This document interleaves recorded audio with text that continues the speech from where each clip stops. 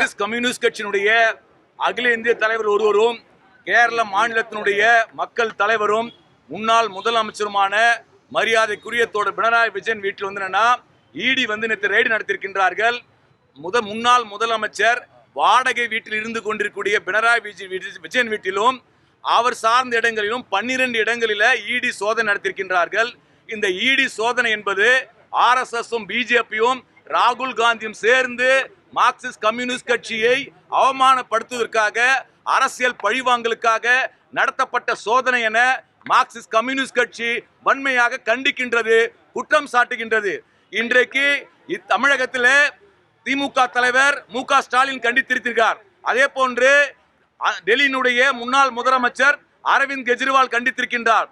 அது மட்டுமல்ல, நேற்று புதுடெல்லியிலே பினராயி விஜயன் அவருடைய கைதை கண்டித்து மார்க்சிஸ்ட் கம்யூனிஸ்ட் கட்சியினுடைய அகில இந்திய பொதுச் செயலாளர் MA பேபி, பிருந்தா காரத் உள்ளிட்ட தலைவர்கள் போராட்டம் நடத்தும் போது காவல்துறை காட்டுமிராண்டித்தனமாக ஒரு தேசிய கட்சியினுடைய பொதுச் செயலாளர் MA பேபியை கைது செய்திருக்கின்றார்கள்.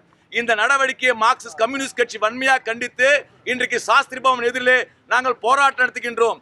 இந்த கைதை குறிப்பாக பினராயி விஜயனை அரசியல் ரீதியாக பழிவாங்கும் நோக்கத்தோடு RSSம் பிஜேபியும் மோடியும் அமித்ஷா கூட்டமும் சேர்ந்து இன்றைக்கு ஈடியை வைத்து இந்த அவதூறு நடவடிக்கை முன்னெடுத்திருக்கின்றார்கள்.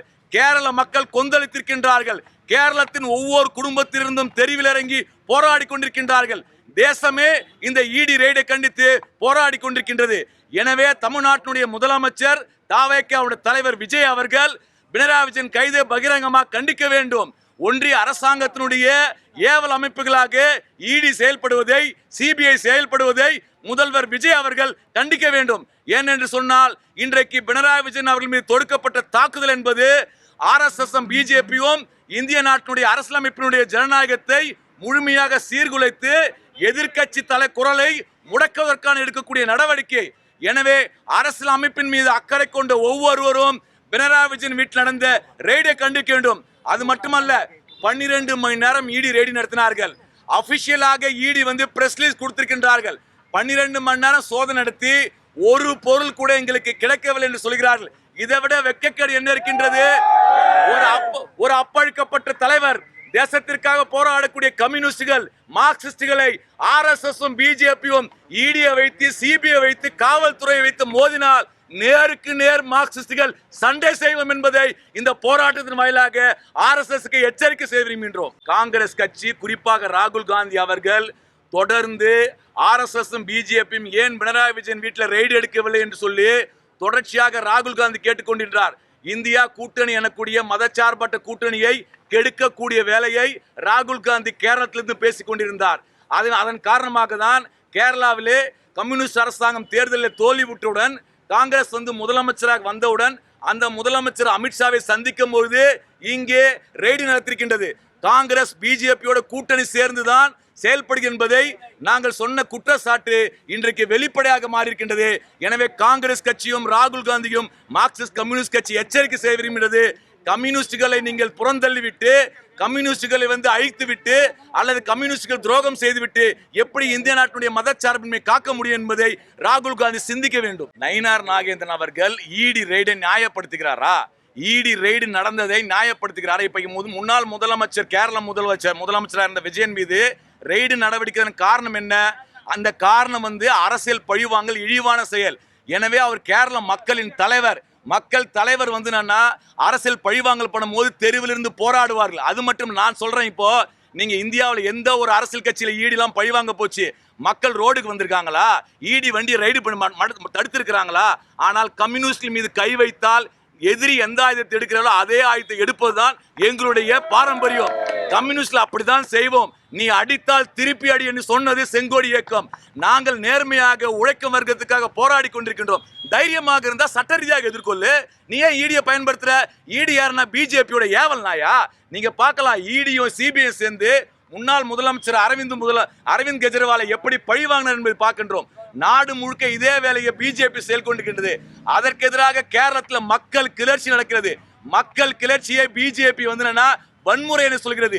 கிளர்ச்சிக்கும் வன்முறைக்கும் அர்த்தம் தெரியாதவர் தான் பிஜேபி கூட்டம். குறிப்பாக இன்றைக்கு இந்தியாவில் பல்வேறு அரசியல் கட்சிகள் இருந்தாலும் இன்றைக்கு நேரடியான சண்டை என்பது RSS எனக்கூடிய சனாதன கோட்பாட்டின் அடிப்படையில் செயல்படக்கூடிய RSS பிஜேபி இயக்கத்திற்கும் அதற்கு எதிராக சாதி ஒழிப்பு, பொருளாதார விடுதலை, வர்க்க விடுதலை போராடக்கூடிய கம்யூனிஸ்டுகள் இந்த 2 பேருக்கு தான் சண்டையே இன்னைக்கு. எனவே RSSக்கு சித்தாந்த எதிரி யார் என்றால் கம்யூனிஸ்டுகளுக்கு சித்தாந்த எதிரி யார் என்று சொன்னால் RSS. மக்கள் விரோத கூட்டம் எதுன்னு சொன்னால் RSS பிஜேபி கூட்டம். எனவே அந்த RSS பிஜேபி கூட்டம் கம்யூனிஸ்டுகள் செல்வாக்கை, அரசியல் அதிகாரத்தை பயன்படுத்தி, காவல்துறை பயன்படுத்தி வன்முறை ஏவி அழித்தொழிக்கலாம் என்று பார்க்கிறார்கள்.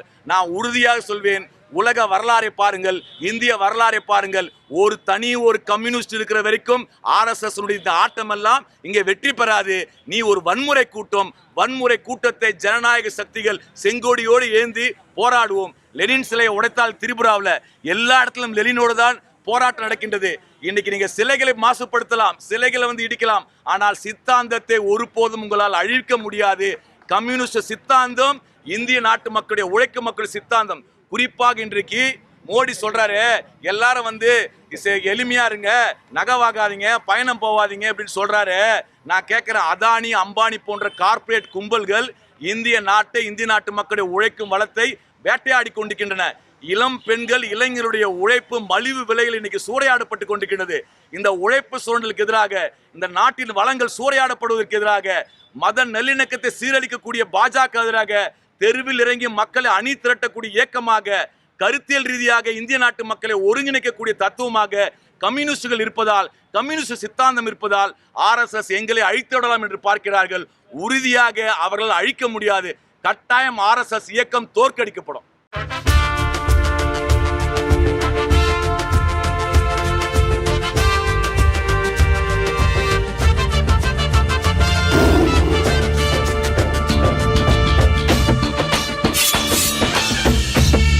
எங்கள் தேசம் ஓர் இனத்தின் பெருங்கனவு.